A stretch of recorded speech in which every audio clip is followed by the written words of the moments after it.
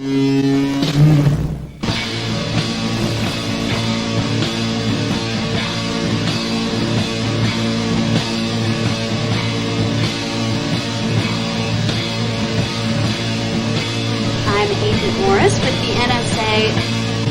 is something real here. Did you believe that our government is in possession of UAPs? Absolutely, based on interviewing over 40 witnesses over 4 years. And where? I know the exact locations, and those locations were provided to the Inspector General and some of which to the intelligence committees. I actually had people with the first-hand knowledge provide a protected disclosure to the Inspector General. Biologics came to some of these recoveries. Yeah. Those could represent exquisite new adversary technology. Non-human, and that was the assessment of people with direct knowledge on the program I talked to that are currently still in the program. The government is covering up some level of its knowledge and understanding about what some of those things are.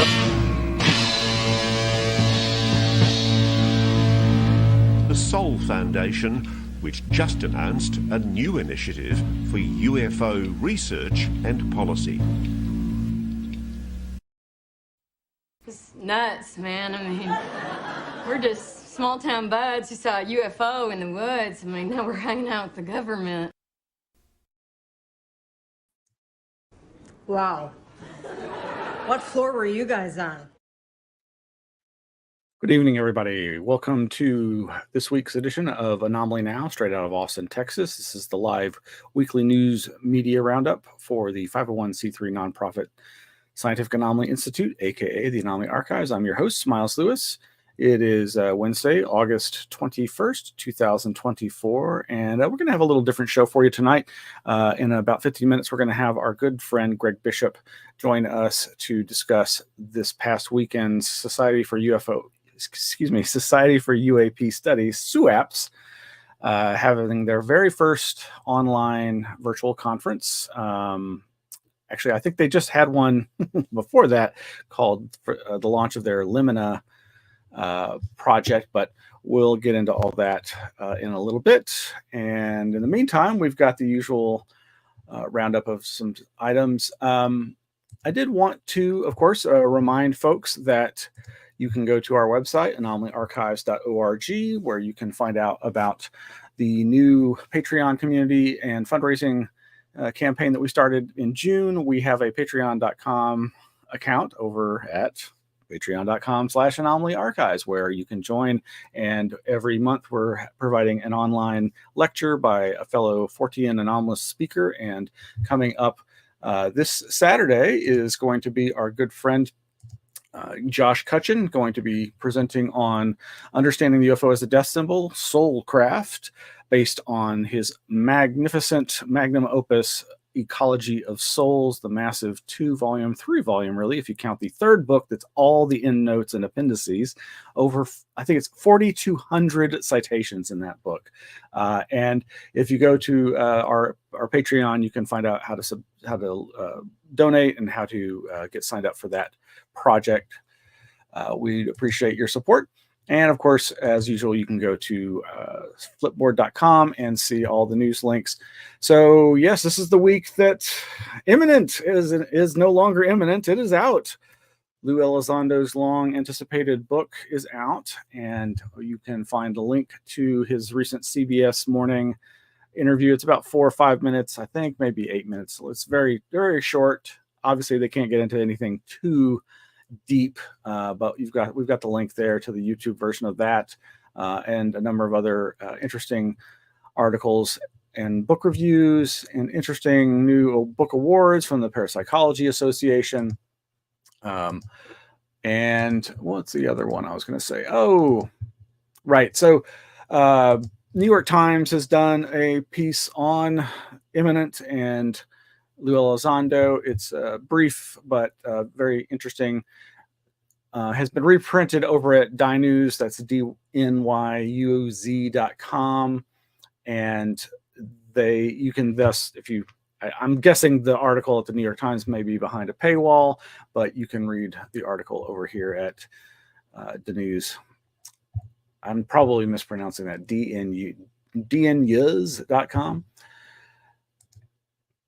Meanwhile, we are excited to have received our copies of the BICS essay contest submissions. Billionaire Bigelow, who is so much a part of the modern UFO history as revealed post-2017, a few years ago formed the Bigelow Institute for Consciousness Studies, BICS, and last year they ran this essay contest where they got over 204 submitted essays, and they awarded funds to the top 3 winners.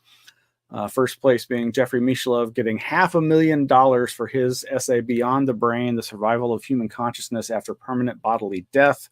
And Pim van Lommel got $350,000 for his second place entry, The Continuity of Consciousness, a concept based on scientific research on near-death experiences during cardiac arrest. And Dr. Leo Ruikby, third prize for $150,000 for The Ghost in the Time Machine. And true to, I believe, the promise made, the books have been put out now into, look at that, it's beautiful, this magnificent volume. And in fact, let's see if I can bring this up. So we have it over here, massive. This thing is so freaking heavy, and it's amazing. It's astounding. And yeah, look at this. Really nicely done volumes. This being volume 3 of the 5-volume set, Proof of Survival of Human Consciousness Beyond Permanent Bodily Death. And wow, yeah, so they got the gold foil trimmed pages, high quality glossy interior with color photographs accompanying it. So no expense spared here. And we are glad, very thankful to BICS for sending us, the Anomaly Archives, copies of this fantastic, amazing collection of books on the afterlife. You can find out more about that at bigelowinstitute.org. Of course, we'll have all the links in the show notes, and some other fun stuff coming up. So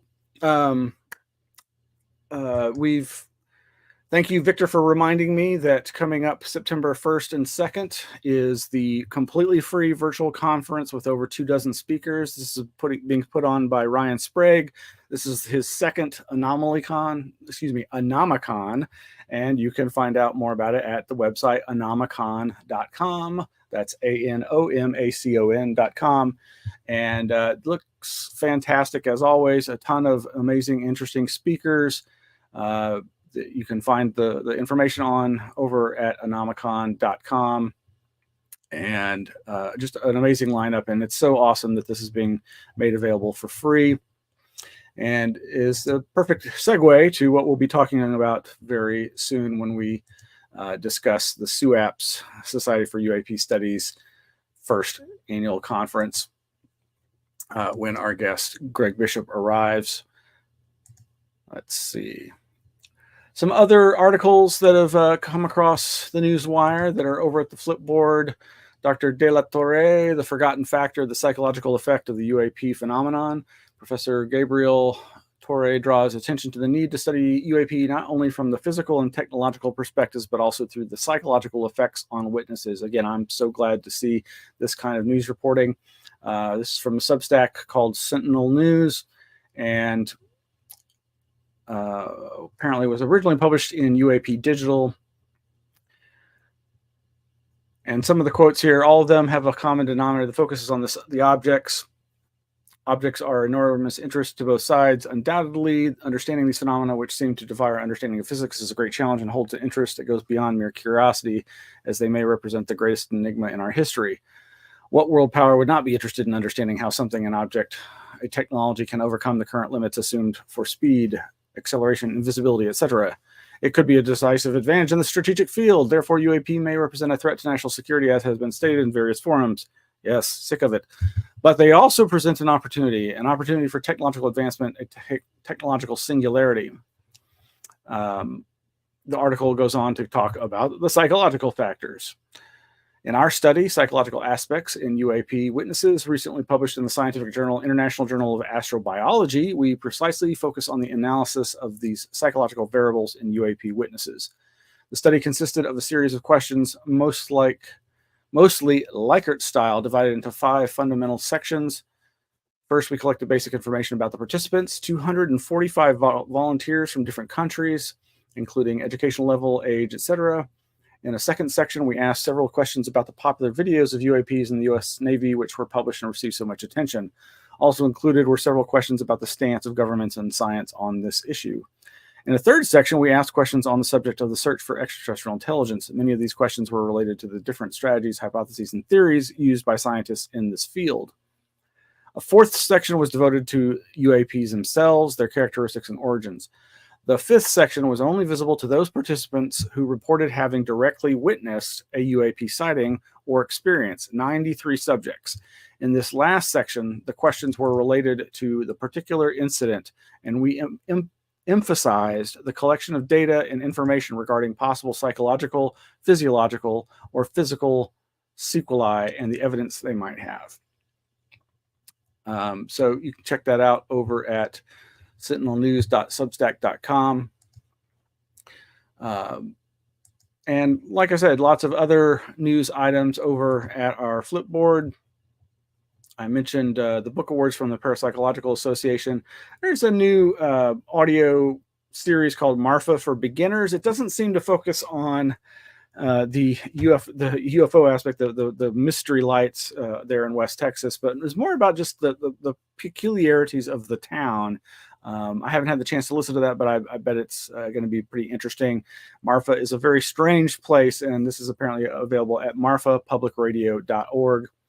And it's also known as an art community, but it's, a very small place on the edge of Texas that has light phenomena and this very interesting art community, and has just kind of been an outlier, and there's military bases there. But well, our friend and guest for tonight has arrived, and I would like to go ahead and bring on Greg. How you doing? Can you hear me okay? I hear you perfectly. Okay. I'm sitting in the kitchen in my dad's place.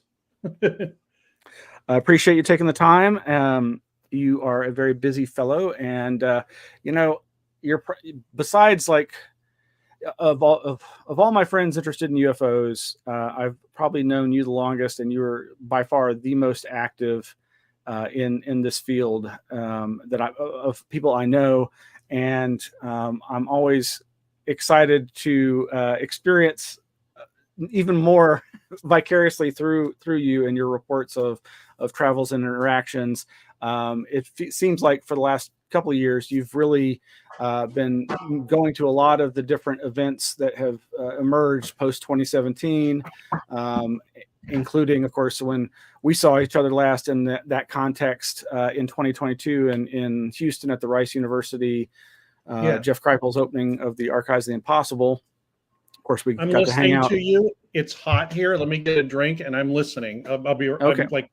Like 10 seconds. Keep going. Okay. But I was glad to hang out with you on a personal level. More recently, when I took a brief vacation out to California, and we visited with our good friend Robert Larson, who used to have his own radio show, Out the Rabbit Hole, and before that, Cartoon Pleroma. Of course, you've had your Radio Mysterioso, and before that, the Ghost? What was the Ghost show? Hungry Ghost. Say again? Hungry Ghost. Hungry Ghost, right. Yeah. So all of us playing around with terrestrial and internet-based radio, scare quotes, communications on these subjects. So I really was glad to see that you got to attend this most recent virtual conference put on by SUAPS, the Society for UAP Studies, headed by Michael Sifone and others. And I was not able to attend this past weekend's events, even though there were lots of presenters and topics that I was very interested in. So when I saw that you'd gone, I really wanted to give you the opportunity to help inform me and the audience about what they may have missed going to that sort of thing. So Okay. before we do that, I just want to remind folks that they can go to the Society for UAP Studies.org website. That is where you'll find links to the UAP Studies Conference for the summer 2024 event that we're going to be talking about, where you can see photos and bios and the abstracts of the different presenters. They have links to various Google Docs with their abstracts and bios. And of course, Greg Bishop is the host of the Radio Misterioso radio show and podcast, which you can find at radiomisterioso.com.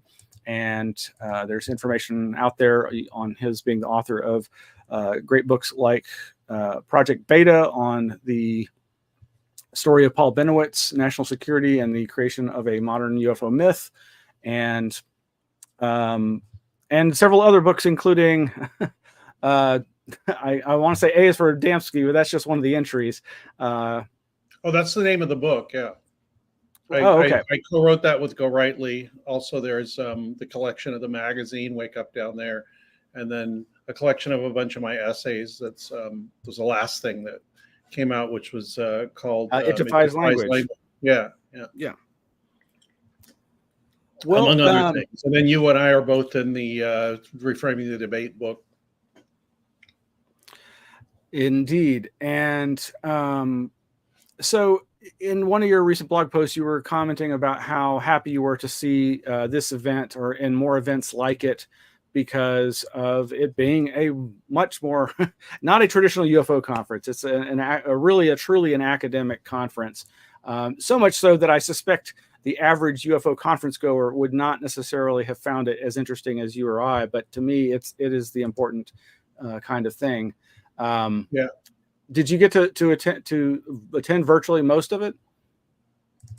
Probably half to 3/4 of it. I took notes on some of the stuff that I saw or listened to and saw. And the thing I put up originally on the Radio Misterioso Facebook was that it was, what am I trying to say? Like maybe 10 years ago or something, I was talking to people on my show and maybe writing about this. And I said, at some point, science is going to change and it's going to start looking at this. And I don't know if it'll be in our lifetimes or what. But when that happens, ufology will have to, as we know it, will change. And the people that are, I mean, there'll always be an audience for the type of conference where you have, and not to put him down or anything, but you have people like Stephen Greer and the stars of this thing like Linda Howe and Richard Dolan and even Whitley and people like that.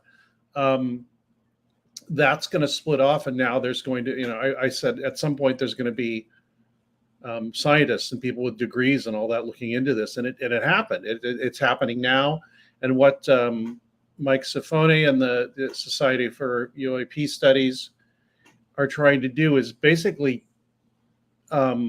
figure out, okay, this is happening. What do we do with it? How do we deal with this subject? How do we become interdisciplinary about it? And what, to his credit and to the society's credit and their board, they're not just having hard scientists and physical scientists, they're also having social science, anthropology. They haven't brought in the arts yet, but I'm trying to push that on Mike and see what happens. And I don't have a doctorate in anything, so I don't know if I can be on their board or anything. Not that it matters, but that stuff is coming. So something that I've wanted to see for quite a while now. It's like, let's get people with degrees and positions at universities and positions in academia to look at this. That's happening now. And that stigma that people used to think, it's still there, but that stigma of somebody with a doctorate in anything, even talking or mentioning UFOs, that's falling away. I mean, it used to be just a few people like Valet and Brenda Densler who actually opened up she had the keynote like address, or even more recent people like Jeff Kripal and Diana Pasulka. These people are. I just got a message from one of the people that presented at the conference because I'm having an ongoing conversation. Because I mean, I really want to find out, and this is a younger person, a person that's, just getting into this. And I think that in the future that this will grow. We'll have a little bit more conversation about it. I've already heard at this conference and others like the SCU conference in Huntsville, I've already heard things that I've never heard before, where people are actually asking questions about the UFO subject. And then even like most importantly to me, what I'm interested in is they're asking questions about how do we ask questions? How do we look at things? How do we put things in categories? And how does that affect, we've got to look at, and this is really interesting to me, we've got to look at the, what we think is, we're not unassociated from this. We're not unassociated from anything. We look at everything through a human lens and through a cultural lens and all that. But nobody's really talked about that yet, not very much. And now it's really starting to get talked about. And that to me is wonderful and fascinating. Let me grab my notes here and look. And I noticed go ahead. Some of the some of the speakers I just happened to have reported on in previous week's shows. This Gretchen Stallman is one of the presenters, and we had reported on this article from, again, Sentinel News, an analysis of the scientific literature on UAPs from 1967 to 2023. And it was very interesting, encouraging work. And her background as a library science person and how to collect large amounts of data, how to manage data was very encouraging. And then on a previous show, I mentioned, I made reference to this Maya Cowan being interviewed by the guy from the APEC group, which is all about, advanced alternative engineering and UFO propulsion, who was interviewed at that Huntsville conference you were just mentioning. So, and she was another presenter at this recent SUAPS conference. Yeah, she her lecture was Observatories and Experiencers, and it was centered around an experience she had as a observer or observer participant in I guess a group went to an observatory, set up a whole bunch of monitoring equipment, and had a psychic there at the same time. And the psychic freaked out and said, I can't remember if it was male or female, but saying, I'm feeling like the most frightening, bad feeling that I've ever had, and I can't explain it. And at the same time, coincidentally, with the quotes, the person monitoring all the equipment said, there's a signature here, something in infrared. The instruments are picking up something, but nobody could see anything. Wow. So it was, you can say, how many times can you say that's a coincidence? Because, and what's coincidence? It's just a word it's been used as a word to kind of hand wave something away. Whereas if you look at it in terms of like a synchronicity or what is the meaning there when two things like that happen? You don't even have to acknowledge that it's something weird or a UFO or anything like that. But the fact that somebody who's describing something going on, at least intuitively, and somebody seeing something on instruments at the same time, which are supposedly not affected by such things. They're just monitoring the environment. And I'm not sure. I think it would have been if the psychic or the psychic person was looking at the instruments at the same time, it would have been a non-starter.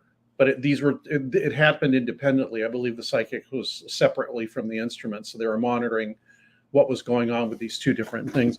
And that I've met people, actually, I met a group of younger people that are inventing new and testing new monitoring equipment, like that monitors infrared and ultraviolet and movement, and then the software to try and determine whether that move. And this has been developed over years, and other people have done it. The UAPX people were using equipment designed by the same guy that designed Chris O'Brien's San Luis Valley project monitoring equipment. But they're trying to design equipment that not only does that, but actually looks at, like I said, infrared, but also looks at ultraviolet. And nobody's really thought of that. And I asked the guy that had invented it, that was working on it, I said, why infrared and ultraviolet? He says, we want to look at blue and red shift when things move quickly away from the camera, towards or away from the camera, and see if we can determine the speeds by that. And they have to be very fast, and apparently has to be moving straight away or straight towards the sensor to have it be something that they can use. I don't know what the physics of that are, but they're working on that, and also working on trying to correlate this with trying to attract the phenomena and then monitor what's going on. Not just putting the stuff out in an area where there's a lot of activity, but actually having people on site trying to attract it through various means. And so to me, this is fascinating that these people in their 20s are doing this. I kind of sat around and talked to them after the Huntsville conference. And I said, geez, once you get it going, or if you have it going, please tell me. I'd like to, be there and talk to you and see what's going on. And I have no expertise in anything, but since I've been around for a while, they figured it was interesting to talk to me, I guess. But that's fascinating to me. And at the other side of this was at this SUAPS conference this weekend. So what I want to say about, I interrupted you if you wanted to say something. I was going to describe Brenda Densler a little bit. Oh yeah, please. I was just going to say, I've been listening to the SCU's new podcast, Anomalous Review, and I just finished listening to the first 3 episodes, and they're one of the new organizations that's had some really good, again, more academic, science-based conferences that we've referenced. And Kevin Knuth, I believe, is one of the speakers at the SUAPS conference. I think maybe I'm he was. He did some collaboration on the stuff he'd done at SCU a couple of times. And I just finished listening to his podcast, and some of what you were just talking about, the sensor arrays that he's developing with UAPX and with other projects. He was talking about all the different arrays and the sound aspect, like you're describing, and looking for redshift. He went into great detail, and also talked about, I think, some of what he's talked about at this lecture, which is his modeling of kind of like the more simulation of the Drake equation, in a sense of it's a kind of a more practical application of it. Not even the Drake equation, but more like how long would it take a civilization to arise? How long would it take them to get to interstellar travel? And he just talks of it in terms of interstellar travel at sublight speed. Nothing with wormholes or anything like that. He said, let's use it in terms of physics we understand. Yeah. And because of, I think, general relativity, I'm not even going to describe it because I will sound stupid, but everybody understands that there is a time dilation when you travel near the speed of light. That's been experimentally proven, whereby, the ship time, the person traveling on the ship is going to experience time differently than the people they left behind. So what Kevin described, he described this on my show, like, I don't know, 5 or 6 years ago. When I first learned about it, I was like, Kevin, you got to come on my show and talk about this. And he's elaborated on these since then. What he says is, if you don't care about coming back to where you left and you just become a spacefaring civilization, you can travel across the galaxy a few times in a human lifetime. And you can go to these places that are you can go to the nearest star in like 3 days. This is not accounting for acceleration and deceleration and all that. And he talks about, at 1G acceleration, which is great for us, what happens? How far can you get and how long? And at 1G acceleration, you keep accelerating. So you're going faster and faster and faster and faster. When you get to the end, you have to slow down. But he said, not taking into account that, somehow they get around those accelerations and decelerations. How long would it take to get from one star to another, or one end of the galaxy to another? And it's well within a human lifetime to do that a few times. And it also kind of meshes in with Mike Masters' idea about time travelers. And if somebody's traveling that fast, if they a week to them is 10 or 15 years to us, depending on how fast they're going and all that. And so, somebody could come back and be like, oh, here's a week later, and now it's 50 years later. What are these beings doing here? Or how have they advanced? And in that way, with the current physics, you could model an extraterrestrial civilization actually visiting us. But they would not have a home planet anymore. Their home planet would be what they're traveling in. They'd basically just be on, like, if you got on a boat and just sailed forever, and every once in a while pulled into a port, and then pulled into a port like a week later or a year later and see what happens, that kind of thing.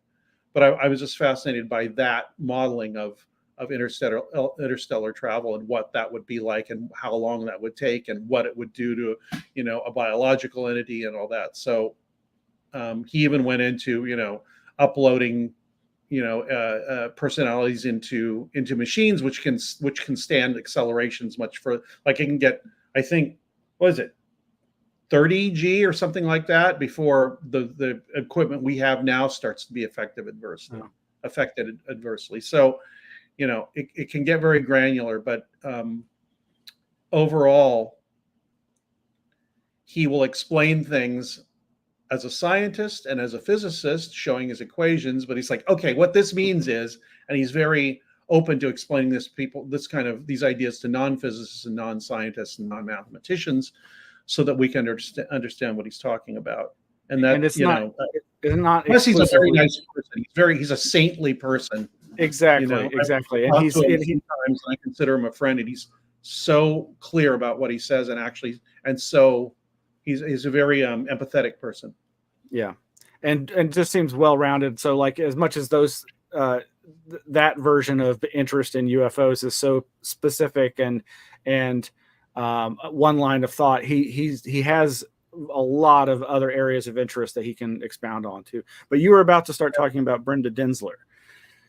I have a few notes about what she said. I mean, I was just sitting there taking it in and going, oh my God, this is like stuff we've been talking about, our friends have been talking about, and other things that we haven't for years. And she's been doing this for years. She wrote one of the first books by a academic on the UFO subject. What was it called? Do you remember the title? Yep, it's you switched to me. Yeah, I did. Sorry. It's The Lure of the Edge. That's right. When did that book come out? In the 90s or 80s? 2001, I believe. Oh, really? Okay. It seems so long ago. But anyway, yeah. Go ahead. Oh, just Ed, I one version of the origin story for the Archives of the Impossible that I heard spoken publicly by Diana Pasulka involved when Brenda, I think, was facing her mortality due to health issues, and had given her library of materials to Diana to pass them on. And then I think that's kind of that. And of course, Kripal talking about Vallet's collection. So those were some of the core collections. So again, this is what communion letters, all went into starting the Archives of the Impossible. So these invisible colleges are becoming more visible. Yes, very much so. Yeah, she said, I mean, a few of the takeaways from her talk. She says the UFO subject is easy to falsify or make fun of, which is what's held it back for so long, especially with academics. But as time went on, she said, and more people look at this, and then I guess the New York Times article, which opened everything up, I think, for good and bad. She said she noticed this for a long time. The materialist worldview is not doing justice to lived experience of witnesses. And so that has to be revised. One thing I thought that she said, which was very interesting, and I really resonated, was what she said was the ETH may have been pushed for intelligence reasons by the government. Like, everybody has an idea it's aliens from another planet. Yes, it's aliens from another planet. Although this time they've been very careful not to say that, which may be some kind of reverse psychology. I don't know. But it makes sense that for the last 70 years or whatever it is, that if people want to think it's aliens coming from other planets, let's build an armature around that to be able to disseminate or deny or whatever kind of information, because then that's a dichotomy people can deal with, and they don't have to look at other possibilities. And you can build a mythology around that can be used. As I say, the UFO is a Swiss Army knife for the intelligence community. It can be used for all kinds of things. And at the end, during her talk, or at the end, I actually thought of something that sort of riffed on what she was saying. And what I wrote down at the time was, UFOs appear as rhetorical. and that's from our point of view, and maybe from the whatever is causing the UFO's point of view, the only thing we can think as a rhetorical thing, and not some kind of reality, materialist reality as we're used to. That's also why I'm kind of looking at this from the point of view of art and from the arts and from creativity, is that maybe there are ways to look at the UFO that come through that lens. One thing that there was another guy, Wesley Waters from Wellesley College, philosophy department, I believe. The title of his talk was Detection and Characterization. Oh, no, that's, I'm sorry. There's another guy. Travis Dumsday from University of Edmonton. The title of his talk was Understanding UAPs, Surveying some Non-Naturalist Viewpoints.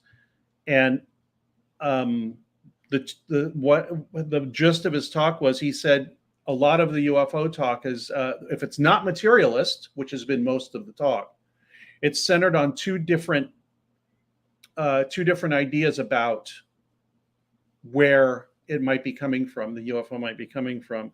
And one was animist theories, if you know what animism is, it's the idea that there's an intelligence or a spirit behind everything. Like, there's a river spirit that represents the river.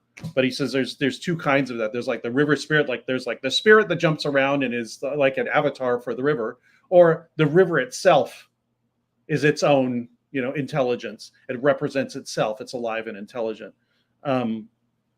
So, he said an example of this is connecting the UFO experience to fairy lore, and saying that there's parallels between this. He also said that there he is, Travis Dumsday. Something I'd never heard of, but he's a philosopher, chair of philosophy and religious studies. Neutral monism, which I'd never heard of. And I have to look at my notes for this. And neutral monism says that neither mind nor body are truly fundamental. They arise out of some deeper source. And if we understand the relationships between mind and body, and maybe that other source, of course, there's somebody at the door right now. The connections between matter and mind can be better conceptualized. And he actually went into the idea of this what is that connection between mind and matter? Instead of saying there's mind and there's matter, or there's spirit and there's like material, what is the connection between mind and matter if we get ourselves out of that duality?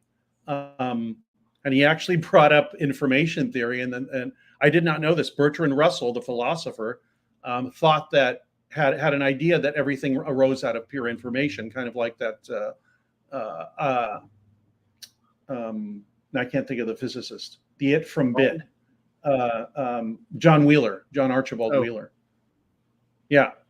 But nobody has ever has described what the substructure is between mind and matter and how it works. And he said that's kind of a problem that has to be worked on, and it might have some relevance to the UFO question, because UFO seems to exist. A lot of the stuff that goes on seems to exist at this crossroads between mind and matter, and it is neither. Just like Keith Thompson says, it's neither religion nor science. It's kind of both and neither at the same time. So that talk actually fascinated me, and I'd like to talk to him more. You should have him on your show. I should have him on my show when I bring it back. But yeah, there were Wesley Waters talked about characterization of UAP using ground-based observations and satellite imagery. So basically, he's saying, let's take all of our ground-based stuff, the detectors we were talking about, see what we can find with that, and then go to satellite imagery and see what was going on at the same time. If we detect something and we can see it, or we can't see it with visible light, what does satellite imagery tell us? And also, integrating that with information from the national world airspace, but the national airspace here in the United States, because right now everything is tracked. Everything is tracked very specifically with something called ADS-B, which is a system that uses GPS to track everything that's in the sky. And planes are actually, all aircraft are required to have this in their as part of their instruments now that communicate. So you don't even need radar anymore.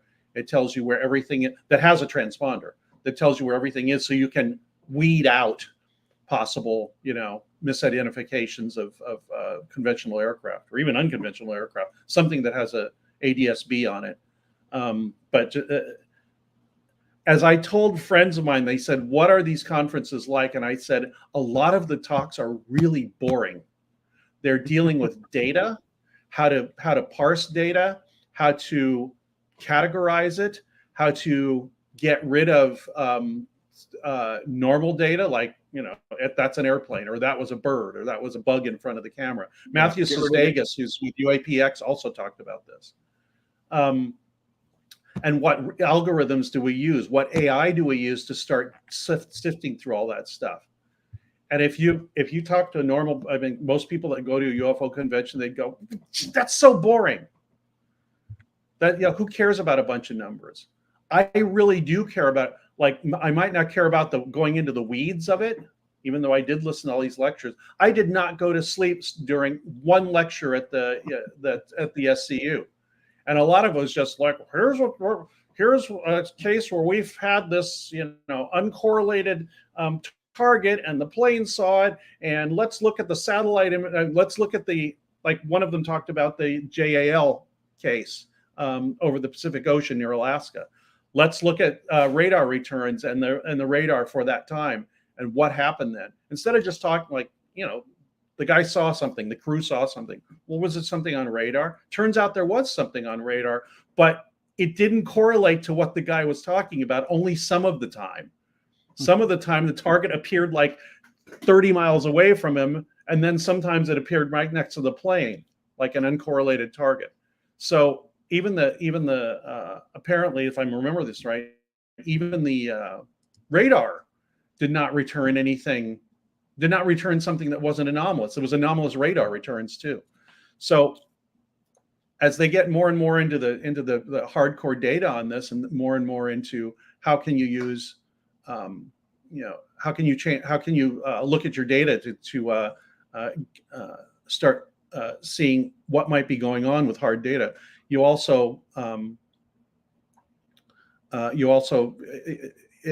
can't just do this with old methods anymore. There's so much data, and it has so many issues with it that you have to get AI in there to start parsing through this data and teaching it how to pull out what is important to you. And it's a back and forth. I mean, if you've ever used AI, it's like a conversation. It's like having a conversation with your data, and that's valuable. I think Valet, I did talk to him in the last few months, and he said, I cannot believe how lucky I am to be living at this time where I can actually do something where I don't have to hire 15 people.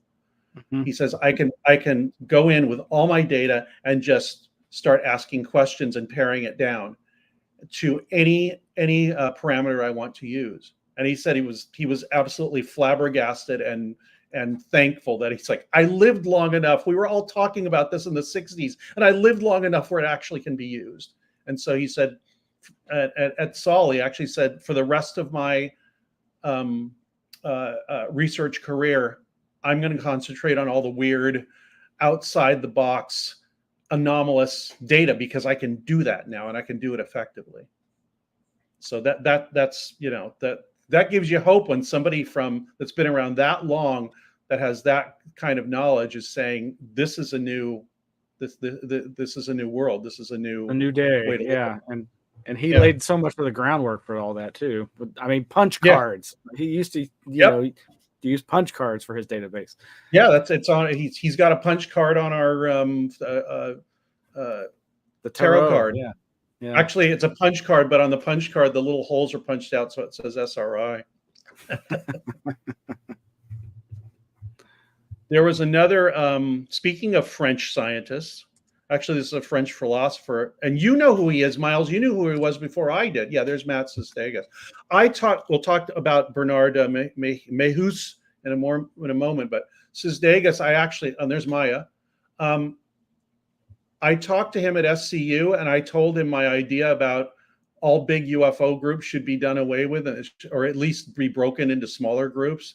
And he said, "Oh my God, that's what we've been trying to do." And we weren't talking. We were kind of talking cross purposes till he heard me say that, and then he was very excited about that because that's basically what what UAPX is. Let's find a small group of very, very focused and talented people to work on one problem for a while and do it to death, and then share that information with everybody. And that's basically what's happening now, which is wonderful. So yeah, and Matt's doing that. Him and Kevin Knuth are on the same team for UAPX. Fantastic. Bertrand Meheust, Meheust. Bertrand. There he is. He is a philosopher, independent researcher, and steering committee, l'Institut Métaphysique International, Metaphysical Institute. Yeah, he's the one that wrote that. He wrote a book, I think in the 60s, 70s, comparing UFO, the history of the UFO to science fiction. Not saying that science fiction, UFOs are science fiction, but saying, why do we have parallels here? And it wasn't obvious, like, well, people thought of this stuff and then it showed up as UFO stuff. No, it wasn't direct like that. I don't know that book. I haven't read that book, but I listened to his lecture. You know what? Let me read some of the takeaways from the lecture, some of the things he said. The world is not psychophysical, but purely physical. The deepest thing we know about UFOs is their elusiveness. Oh, and he says at the beginning, and he had a very heavy French accent, so I was getting all these valet vibes off of him. He said, I want to break with the engineer's paradigm. I think he means the materialist scientist paradigm. Then the best thing we can do is abandon all presuppositions about the UFO phenomenon when we do that. The language of physics is inadequate to describe the phenomenon. And he said, as I go forward with this, and as he's been doing, he says, I plan to concentrate. This is exactly what Valet said. I plan to concentrate on the stranger aspects, the strangeness aspects, like an insect boring its way into its prey or its food. And he said this all in a very heavy French accent. I want to concentrate on all of the phenomenological aspects, the structure of experience. If you know what phenomenology is, it's basically studying how people look at things, and what are the nature of those things. How do we perceive a thing? Also, he had been involved with a lot of parapsychology and the study of parapsychology, and he compared that study to the behavior of phenomena in parapsychology and in ghost hunting and all that to the UFO, which, you know, a lot of us have noticed in the past. But he was saying, you know, in the same way you just say, screw it, I give up, and you turn off all your instruments, bang, that's when the ghost appears. And Massimo Teodorani has said the same thing. He says, as soon as I turn off the instruments, then he says, then everything will start. Like, we'll turn off the camera and then bang, all the you know, the anomalous light stuff starts happening when we're packing up. And finally, what Dr. Mayos said, and I totally agree with, and it was so amazing to hear somebody say this so eloquently: an excess of protocols and preparation kills the signal. So wing it. Yeah. How do you get around that? How do you, you know, this is what these younger people are trying to do, and other people have tried too, with calling in the phenomenon or calling it up or perturbing it in some way so that it shows up. Induce liminality. Huh? Induce some form of liminality, perhaps. Yeah. Yeah, exactly. The last guy that spoke was from Russia, originally, Alexei Golubev. He talked about the history of ufology or UFO study in the Soviet Union during the Cold War, and how it's funny because it sounded like exactly like here in a lot of ways, very materialist. It was made fun of. In fact, people that were studying the UFO subject in Russia at the time they got the equivalent of like the what's the award at MIT, for like really stupid research? I can't remember. Not Darwin Award. It's some other award, but MIT has one. They like find the dumbest, weirdest scientific research in the last year, and they award people. It's like why do you want to know? Just obvious things. Why do people listen to loud music or whatever? But they had an award like that, and people working on UFOs won that award multiple times, because one, it didn't fit in with the materialist paradigm, and two, it didn't fit in with the ideological paradigm of the USSR at the time to even acknowledge that UFOs existed. But the funny thing was, and I think I talked to David about this, David Metcalf, who actually was one of the people on he was on the social science committee that met. He said at the time, and this is what Dr. Golubev was talking about. At the time, people in the Russian government, officials were saying there was a nuclear missile gap. They thought that the United States were studying UFOs and the paranormal and psychic stuff, and that the Russians were behind. And they're like, we got to catch up with the Americans. And that's exactly what a lot of Americans thought, that we're doing the same thing. Right. Because, you know, because of the non-communication and the Cold War and the fear. Both sides thought the others were like boring real deep into UFOs and the paranormal. And they weren't really. And the only reason they were doing any of it was because they were scared the Soviets were, and the Soviets were scared the Americans were. And it wasn't as widespread as either of them thought. The weapons, yes. I mean, they were just, the weapons were being built like mad. But there was a UFO and psychic gap too, or at least a perceived one. There's been a lot of interesting stories over the years about that, from, of course, the classic Psychic Discoveries Behind the Iron Curtain book, and Hal Puthoff and others talking about, and I think actually Ed May at the 2022 Archives of the Impossible opening was talking about when Glasnost came to the remote viewing field, and the two different nations, RVers got together, and they're like, hey, wait, you guys were doing the same thing. Sorry, I'm to start some food here. All right. Yeah, I know we're gonna have to let you go in just a few minutes. And before I forget, I know. Thanks for letting me blab all on and on. Oh, that's why you're here, man. I do. If when we go to the ending credits, if you can just stay on for a little bit, I got something I want to tell you after the show. But I know you got to go.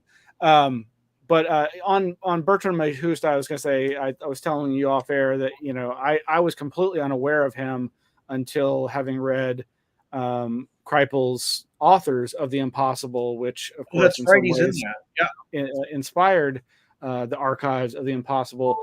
And I was just amazed and fascinated by him as this amazing person. I did not realize he was still alive. And so when I saw that he was speaking as a keynote presenter, I just was fascinated by that. And I think he is, I believe, old friends with Vallée, not least of course because Makes they're both sense. French countrymen. Totally makes sense hearing what he said. And like you said, his interest in parapsychology being one of the things that Kreipel reported on a lot in that book. But man, yeah, so many other fantastic presenters, I'm sure, at this. Yeah, we missed a bunch of them, but yeah, these were the highlights, at least for me, from the people I actually listened to, where I actually listened to their talks. And I'm gonna, in the show notes, I'll post a link to the SUAPS YouTube channel, because I believe they had done a previous online event, and I believe after a period of time they put that stuff up for others to see. I think so. Hopefully they'll continue It'll that. probably go up. Everything was recorded. I mean, I actually went back and watched a little of it today just to kind of refresh myself. And did you get to interact? Did you interact with people between the sessions? I think they had breakout networking. I think they did, but I didn't because I was trying to do other stuff. It's like, I'm just going to watch the lectures and I'm going to come back. And plus, if I really wanted to talk to somebody, I will just, I'll either get somebody that knows them or email them. And if I have something relevant to say, I'll just say, I'd like to talk to you. So, because strangely enough, at SCU, I talked to Russ Coldhart for 15 minutes. Oh, wow. And there was no way I would be able to talk to him unless I was there in person. And, whatever you think about him and what opinion you have of him, I sat down and talked to him, and he answered all my questions, and he was really polite. He has no reason to talk to me. So big points to him for that. Yeah. One of our assistants was just asking me if I'd heard any of this new scuttlebutt about Majestic 12. And I was like, oh, only that I know Ross Coulthart's been talking about it. And I'm like, roll my eyes. But yeah, I mean, always interesting stuff. Yeah. Go ahead. Sorry. Oh, just there's always some new interesting stuff, even if it's a rehash of the classic. Even if it's, did you hear this? It's like, yeah, somebody disproved that about 100 years ago. Right. But you never know. There might be new information. Somebody put up, I think, on one of the forums on Facebook, just said, look at this documentary about secrecy in the UFO subject. It was about Benowitz, and it said he committed suicide. It's like, no, he didn't. That's actually something I want to talk to you about after the show, really briefly. Okay. But yeah, well, folks can go to societyforuapstudies.org, and we'll of course put the links in the show notes. We're going to put links to, of course, radiomisterioso.com, and folks can reach Greg through that. And there's a great, amazing back catalog of interviews there that go back forever, practically. Are there any other highlights? I keep saying that, but there will be more because I've got a backlog of 8 or 10 shows, and I want to start it up again because there's so many people I want to talk to, So, any other highlights before we bid you adieu from the conference? Not really. It's just that, I mean, like I said at the beginning, what these guys are trying to do, Mike Sifoni and his board is we've got a problem here. It can be a scientific problem. So let's see, and a social science problem. It can be a problem that it can be looked at by academia and science. And they're trying to forge that. They're actually trying to make a new ufology, which is great. Well, thank you for joining us, Greg, and thank you all for tuning in or listening to the rebroadcast. We'll be back next week. And of course, please visit our patreon.com/Anomaly Archives. We've got Joshua Cutchin lecturing on his fantastic Ecology of Souls multi-volume this weekend, Saturday. That's available to Patreon members of a certain tier or higher. And we'll be back next week. Talk to you soon. Greg, stay right there, and I'll talk to you in just a second, okay? Thank you.